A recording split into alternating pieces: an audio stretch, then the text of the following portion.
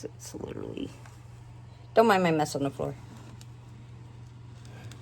I am still trying to work on this room.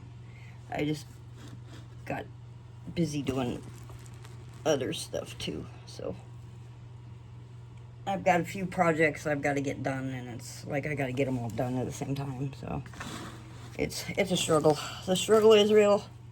Okay, so here's what I took off the top. Now I've got, I don't have these fandangle little sifters that, you know, everybody else does.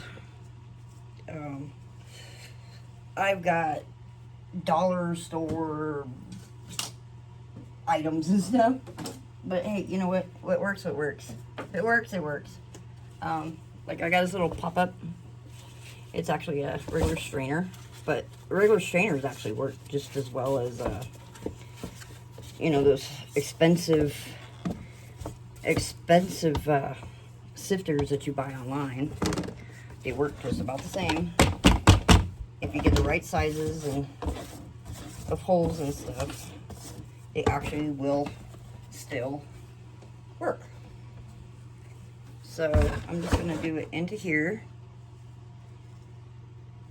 and before I knock over that water, let's go ahead and take out, see how well this, I haven't used this yet, so let's see how well this works.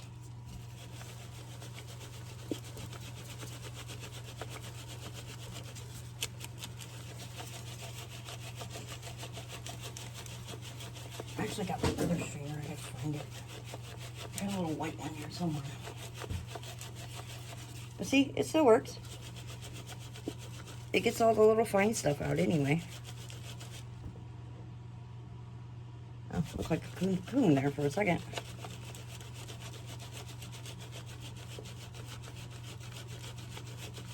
Sifting out all the mites. I think I gotta find my bigger one. Or I even got like a kitty litter scoop. That's another one. Let's try the kitty litter scoop. See how well the kitty litter scoop does. Ooh, okay. Kitty litter scoop works really nice. I haven't tried these yet, so why not? Okay, so that one works okay.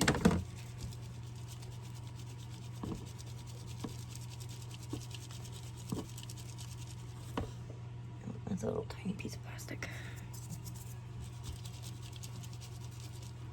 Okay, these are basically plastic. Okay, see? It actually, all the little bigger bits. And that's just the kitty litter scoop. I don't see any, I got a worm in there. So, Mr. Wormy can go in there.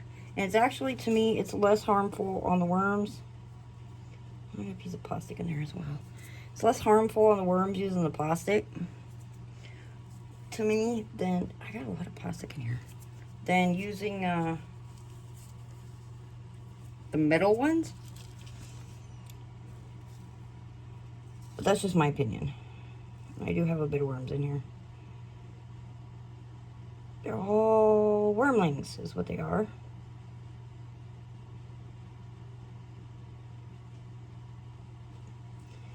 There's a cocoon. Yeah, they're all wormlings. Okay, so we're just going to put this stuff into the bits container, because there are a lot of little baby wormlings in there. So we're just going to take it, we're going to fill it, and do it again.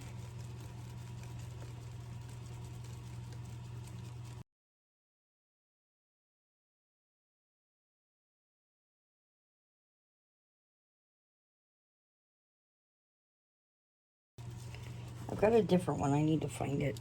I think I put it out in my garage. That's where it is.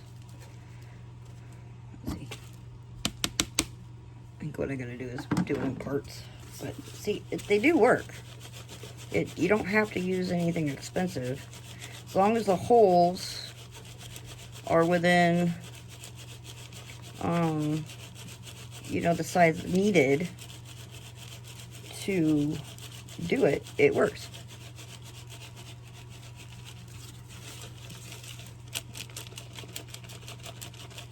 And I think I found a piece of plastic. There we go. I saw a piece of plastic.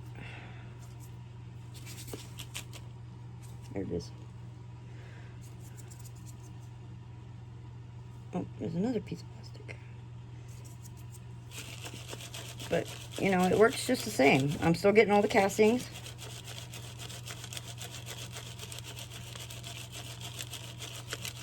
It's not really, you know, it's plastic, soft plastic, so it's not really hurting anybody. And then after I do that, then I can finish it off with this. And it gets the rest of it. So.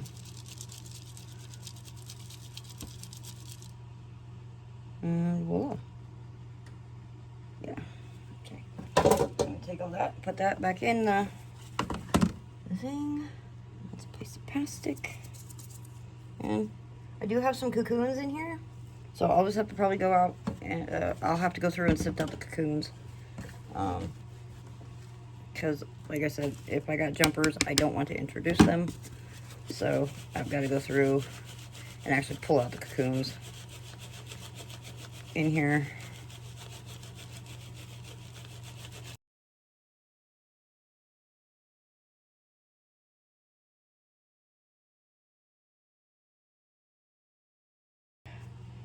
So I'll just use what I got for now until I can afford to upgrade my system. But I'll still probably find and utilize stuff like this instead. But this is all stuff that actually I was using for my aquariums. I used the kitty litter scooper to weed out the sand and soil in my aquarium. Yeah, there's a lot of baby wormlings in here. There's so many. And so, you know, that's why I've got these on hand. And I was like, you know what? It'll probably do the same for my worms. And guess what? It does. If I get my other sifter, then I'll be able to actually, I should probably just do it in levels where it's my one for the bigger stuff and then these for the smaller, finer stuff. That way it doesn't bulk it up as bad. I think that's what part of it is. The big stuff's bulking it out, clogging it. But it just works the same. No expensive stuff. If you can't afford it, then use with what you got. Just don't use your kitchen stuff and then go back and, you know, use it in your food. That would not be wise. Go to like the Dollar Tree or Dollar Store or somewhere where you can find cheap stuff and just market worms. So people like my husband doesn't bring it up to you going, oh, look what I found. And it's like, yeah, that's not for food, you know, kitchen stuff. It was down there for a reason. So just market, you know, worms or something so somebody doesn't mix it up thinking that it belongs in your kitchen. It strictly should be used with your worms and your worms only. Washable or not, I don't mix it at all.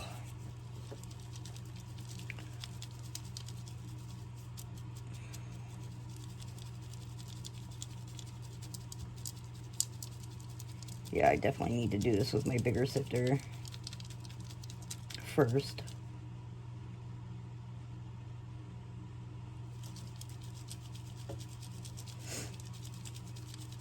In the future.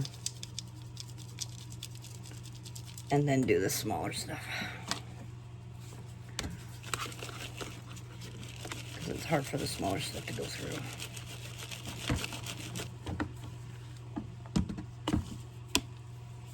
Worms are just, they're not harmed as bad, and they're just a little upset, that's all.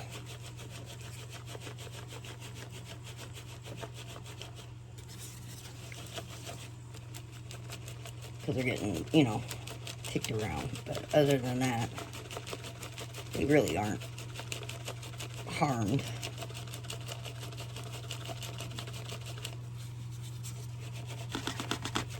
There's that one off.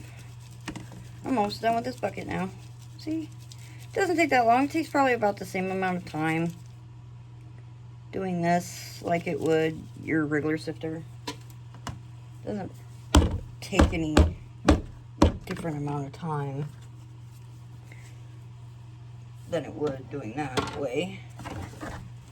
It's just the littles to do as well, but they don't really have a lot of big bits left. Most of theirs is all gone.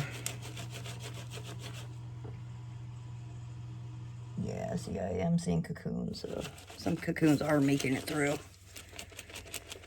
So I gotta go through this and pull out all the cocoons.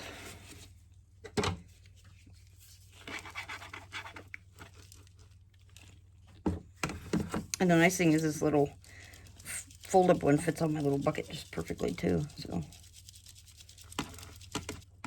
So this is my second harvest now. I have yet to really harvest anything. I harvested one time and it wasn't very much. And basically what I did is I just ended up turning around and putting it back in with my worms as a inoculant.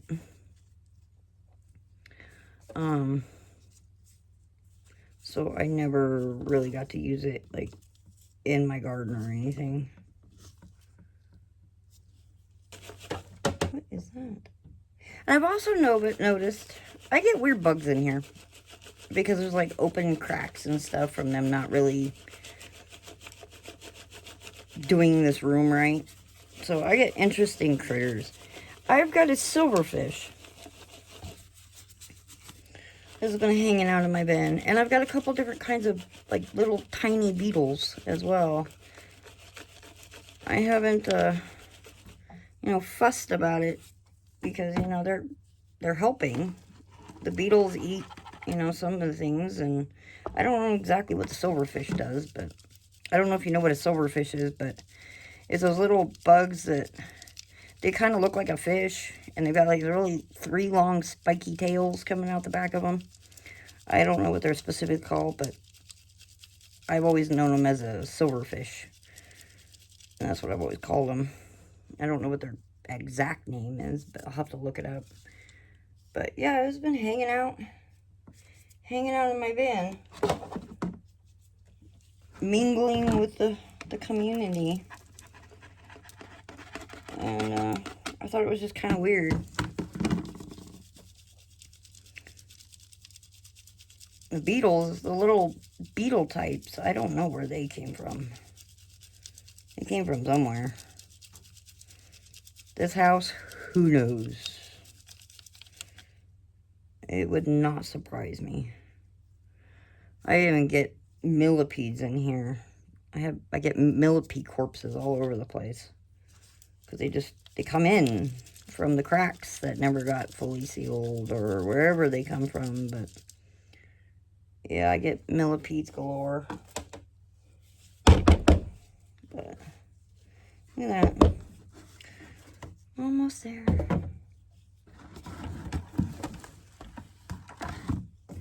I say one more after this sifting, one more sifting, and it'll be done. This bucket will be done. So what, half of a 2-gallon bucket? 2.5 gallon bucket? I'll have to figure out how much exactly I get out of this.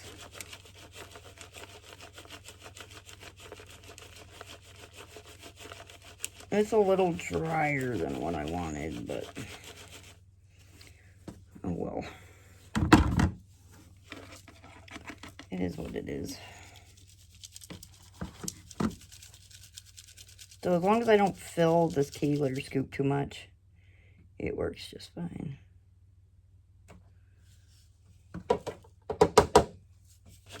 You know, one thing, this is one way to also weed out your mites. I got a few mites in here.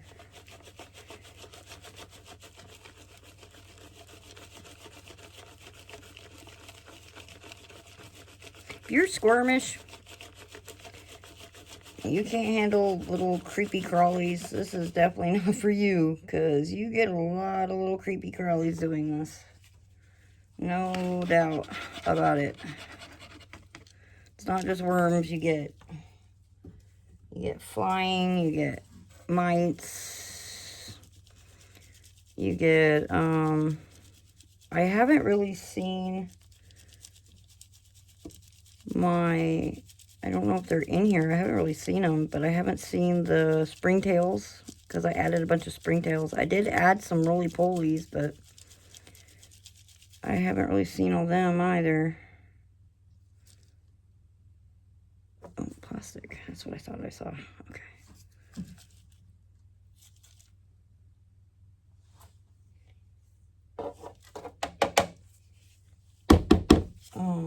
But I haven't seen the springtails.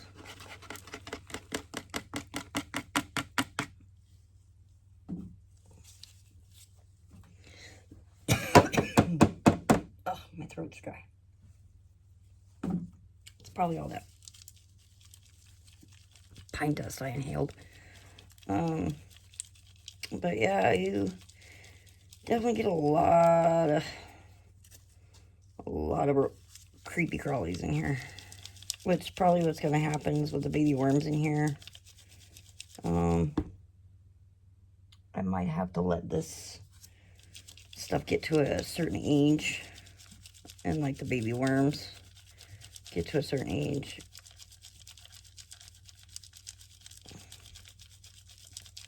before I introduce it out to my garden.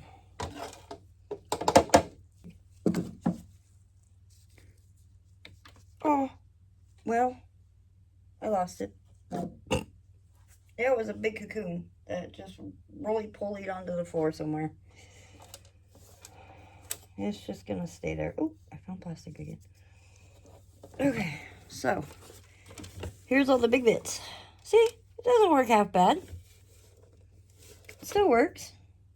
Now all these, I'm just gonna put in on the feeding side.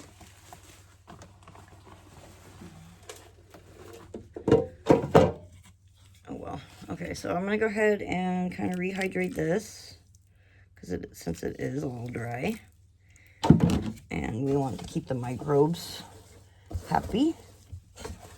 So we'll add some liquid to it to keep those microbes active.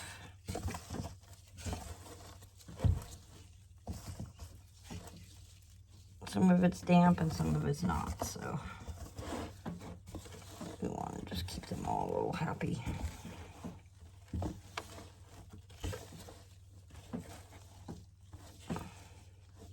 And that's one thing with worm castings that a lot of people actually really don't quite know, is that a worm casting is its own microbe. Okay, there's a lot of beneficials in the worm castings. That is what, helps improve your soils and feed your plants. And when it completely dries out, your microbes and your bacteria are no longer active.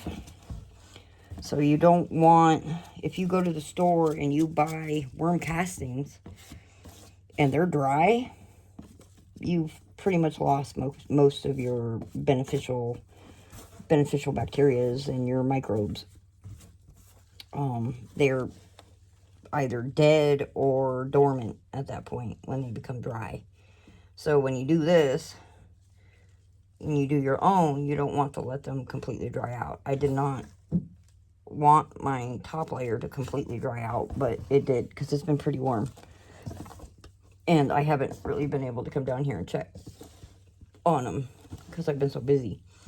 But you don't want them to completely dry out. You want to keep them moist. You want to keep them happy to where they'll just keep working and working and working. And everybody's happy. And I think it's a worm cocoon right there.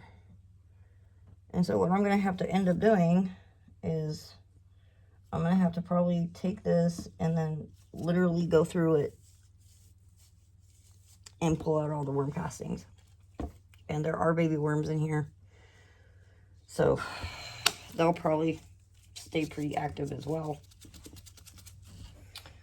So this is probably maybe a little over, maybe this is like a roughly about a 1.5 gallon bucket right here. So let's see what we got overall. Okay. Sorry, didn't mean to scare you. Okay. So this is my harvest. It's almost full, not quite. So that's not bad, considering the amount that I took out. Now there are, like I said, there's tons of little, like tiny little cocoons in here. I still have to go through the little bins, so I'll be ending up with probably a lot more than this by the time I'm actually completely done. This is just kind of, see, there's another cocoon.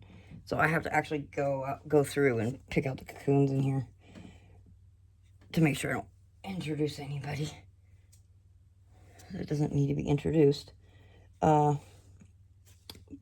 you know, I still got to go through all the littles. But I've now given it some moisture. The stuff that was already still damp should kickstart back into gear in here. And then go through each little bit individually. I'm not going to make you guys suffer through that because that's just grueling. But basically what I got to do is I got to dump it out into somewhere where I can see all the little tiny cocoons and pull out all the cocoons. And then when I pull out all the cocoons, I'll wait for a lot of the little baby worms that did manage to come in here get a little bigger. Big enough to where I can, you know, feasibly pull them out before they get, you know, big enough to start breeding back into this. They will probably munch on the little bits that are still remaining in here. So, you know, they do have a little bit of food. Because there are still like little twigs. You know, little bitty bits. Or I could just basically give them worm chow. Just feed them strictly worm chow as well. With paper on top. And then that would help them not break this down again into a mucky, muddy, clumpy mess. But I just want to make sure I don't introduce, you know, invasive worms into my garden. So I'd rather be safe than sorry and just wait for whatever is in here to grow up big enough that I can just pull them out. And then do it that way. Get all the cocoons before they hatch, and then just wait for the babies to grow up. Because there is a bit of cocoons in here. There's probably more that, you know, I physically do not see as well. But I'll try and go through the majority of it and weed it out. It's a process, but until I get a handle on it, that's what I gotta do. I prefer not disposing of all my worms and that, just to get rid of a select few. I just gotta be careful with what I get afterwards. So, okay, guys. Okay, so that's it. We aren't exactly 1 gallon. It's almost there. After I go through the littles, it'll be a lot more than this. So, after I get done with everything, I'll show you the final amount that I ended up with after I go through all the little bins. Have a good one. Give your family kisses and hugs. Tell them you love them. And have a good day.